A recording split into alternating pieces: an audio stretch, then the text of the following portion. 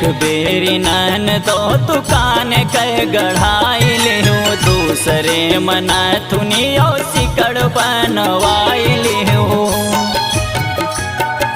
ए नन तो सुन तो एक बेरी नन तो दुकान कह गढ़ाई लिहू दूसरे मना थुनियो सिकड़ बनवाई लिहू। तीसरे मांगी रहू हम